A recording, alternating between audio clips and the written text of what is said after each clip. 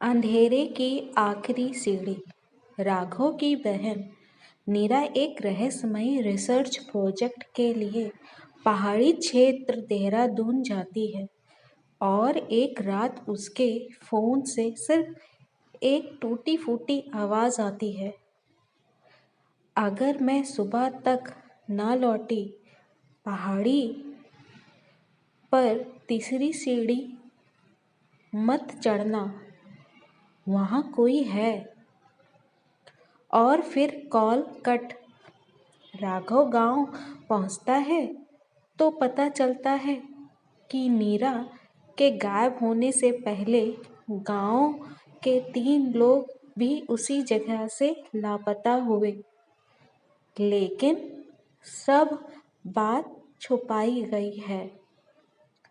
लोग कांपते स्वर में एक ही चीज कहते हैं, ऊपर वाले खंडहर तक जाने वाली पत्थरों की सीढ़ियों पर रात में कोई और भी चढ़ता है, पर इंसान नहीं।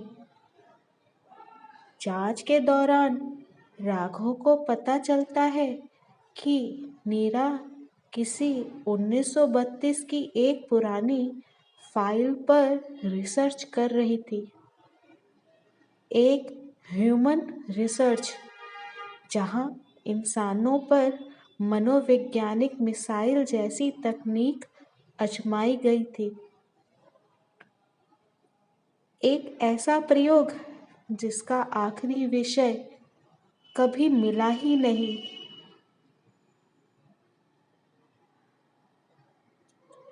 और अब वह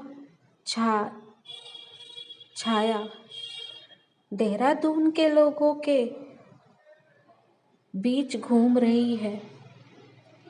रात के 10 बजे फोन की घंटी ने मेरे कमरे की खामोशी चीर दी। राघव सोने की तैयारी में था, लेकिन स्क्रीन पर नाम देखकर उसका दिल ठहर गया। नीरा कॉलिंग। नीरा कभी इस वक्त कॉल नहीं करती थी। राघव ने तुरंत फोन उठाया। हेलो नीरा, सब ठीक तो है? कुछ सेकंड कोई आवाज नहीं, फिर हल्का सा फुसफुसाहट भरा सांसों का शोर। भैया, आवाज बहुत धीमी, कांपती हुई। मैं फंस गई हूँ। कहाँ हो तुम? क्या हुआ? राघव उठकर बैठ गया। लाइन में जैसे हवा चीख रही थी। यदि मैं सुबह तक ना लौटी पहाड़ियों पर तीसरी सीढ़ी मत चढ़ना, वहाँ कोई। आधी बात से पहले चीख, धातु के रगड़ने की आवाज, कुछ गिरने की आवाज और कॉल कट। राघव ने बार बार मिलाया। The number you are trying to reach is switched of.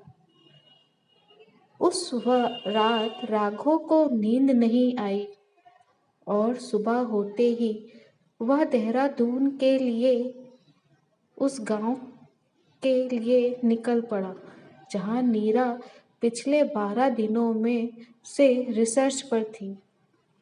Dehradun एक छोटा, बादलों से ढका ठंडा पहाड़ी गांव था। जैसे ही बस गांव के अंतिम मोड़ पर रुकी, राघव ने उतरते ही एक अजीब सी गंध महसूस की। गीली मिट्टी में किसी दवाई जैसी कड़वाहट घुली हुई। सबसे पहले वह नीरा के ठहरने वाली जगह पर पहुंचा। एक पुराना होम स्टे। मालकिन ने दरवाजा खोला। चेहरे पर थकान और आंखों में डर था। नीरा व्यास? राघव ने पूछा। वह और भी घबरा गई। आप कौन? मैं उसका भाई हूँ। महिला ने लंबी सांस ली। 3 रात पहले वह बाहर गई थी। कह रही थी कि पहाड़ी के ऊपरी खंडहर में कुछ मिला है। फिर वापस नहीं आई। राघव का दिल डूब गया। उसने पुलिस को बताया। महिला ने सिर झुका लिया।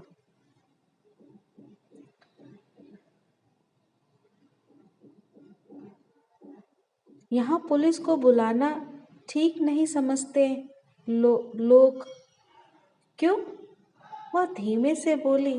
ऊपर वाली सीढ़ियों पर रात में कुछ चलता है साहब, और जो भी उसे देखने जाता है लौट कर नहीं आता। राघव ने ठंडी हवा में हाथ रगड़े। नीरा क्या रिसर्च कर रही थी?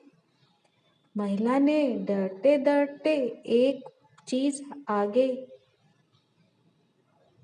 बढ़ाई। एक पुरानी डायरी जिस पर लिखा था project 1932 human research 09। Raghav diary खोलना ही चाहता था कि पीछे से एक कड़क आवाज आई। आप राघव व्यास हैं? पुलिस यूनिफॉर्म में एसएचओ मेघना ठाकुर खड़ी थी। उसकी आंखों में संदेह था। हम पहले ही क्षेत्र में तलाश कर रहे हैं, लेकिन आपको एक बात बता दूं, ऊपर मत जाइएगा। लोग गायब हुए हैं वहां से। राघव गंभीर आवाज में बोला। मेरी बहन भी। मेघना कुछ पल चुप रही, फिर बोली, आज रात हम फिर से खोज दल भेजने वाले हैं, लेकिन वहां झिझकी सीढ़ियों के तीसरे मोड़ पर एक अजीब चीज है। कुछ लोग उसे चलती छाया कहते हैं। राघव के दिमाग में नीरा की आखिरी बात गूंज उठी। तीसरी सीढ़ी। शाम 6 बजे बजते बजते पूरा गांव धुंध में डूब गया। मेघना ने राघव को सख्त मना किया था ऊपर जाने से, लेकिन राघव का दिमाग सिर्फ एक ही दिशा में सोच रहा था। नीरा उस सीढ़ी तक गई थी और अब वही एकमात्र रास्ता था। राघव टार्च लेकर रास्ते पर चढ़ने लगा। पत्थर की सीढ़ियां ठंडी थी और जैसे जैसे वह ऊपर जाता हवा सिसकियों जैसी लगती। पहली सीढ़ी पर सिर्फ अंधेरा। दूसरे मोड़ पर टॉर्च की रोशनी में धूल उड़ रही थी, लेकिन तीसरी सीढ़ी पर उसे अचानक लगा कि कोई पीछे खड़ा है। उसने झटके से मुड़कर टॉर्च घुमाई। कुछ नहीं, पर तभी ऊपर की तरफ से पत्थर खिसकने की आवाज आई। राघव सीढ़ियां चढ़ ही रहा था कि उसे दिखा ऊपर खड़े एक काले धुंधले आकार की आकृति। उसकी ऊंचाई किसी इंसान जैसी थी, पर हरकत इंसानी नहीं। वह अचानक एक झटके से बाएं मुड़ी, फिर गायब। राघव ने सीढ़ी के पास का पत्थर छुआ, थोड़ा गर्म, जैसे यहाँ कुछ तेजी से गुजरा हो। उसी समय पीछे से किसी ने उसका कंधा पकड़ा। आप यहाँ क्या कर रहे हैं? यह मेघना थी। सांसें तेज, चेहरा डरा हुआ। राघव बोला, मैंने ऊपर किसी को देखा। वही तो है। मेघना रोके बिना बोल पड़ी। हम महीनों से उसका पीछा कर रहे हैं। वहाँ कोई इंसान नहीं, या शायद बहुत पुराना अपराधी, पता नहीं, लेकिन वह दिमाग पर हमला करता है। दिमाग पर? मेघना ने धीरे से कहा, हाँ। और ये सब 1932 के एक प्रयोग से जुड़ा है। वही प्रयोग जिसकी फाइल आपकी बहन पढ़ रही थी। राघव का दिल धड़कने लगा। मीरा कहाँ है? मेघना ने कुछ नहीं कहा, केवल तीसरी सीढ़ी की ओर देखा।